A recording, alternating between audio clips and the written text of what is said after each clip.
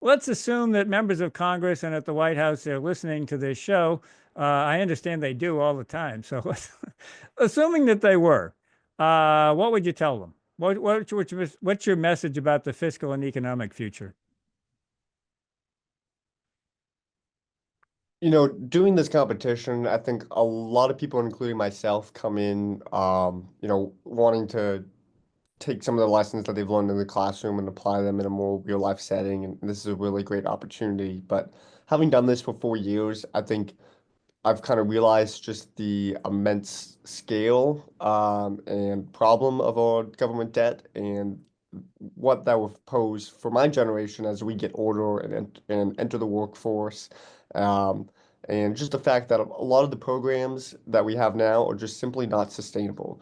The Social Security is going to be insolvent in less than 10 years, and we're going to be spending trillions of dollars on interest payments rather than investing into public education or defense or other social programs for the general good. And this is just not, this is detrimental to both the economy, but also the US's financial standing. And so if there are any policymakers out there listening, I would urge them to really prioritize setting us on a path towards more physical sustainability so we don't end up spending half of our federal budget on interest payments instead of, still working for the general good like the government's supposed to.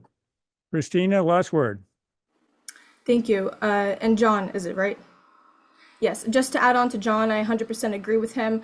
I think, just a message to the youth is do not be afraid. Because what I've noticed, at least among my generation, I think many people are either not caring or maybe they're too afraid to take the step forward and really make positive change, or maybe they just get lost and they don't know where to go. So I think it's really important to, do what they are passionate about and contribute to that. And in terms of, let's say, policy making, and for the current policymakers of the United States, I think that they do see the troubles and I think they do hear us, but I think they hopefully would be a little bit more open-minded that, sometimes change is good and sometimes we do need change. And regardless of, political stances, I think it's important that as a country, we all look at each other and we all kind of see, okay, we all are human, we all are here in it together. So how can we each individually make a positive impact? And I think by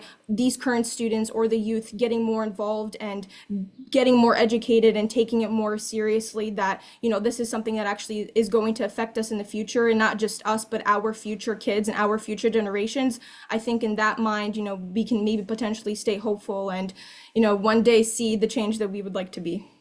Well, I think you're both very articulate spokespersons for your generation, and I hope people listen.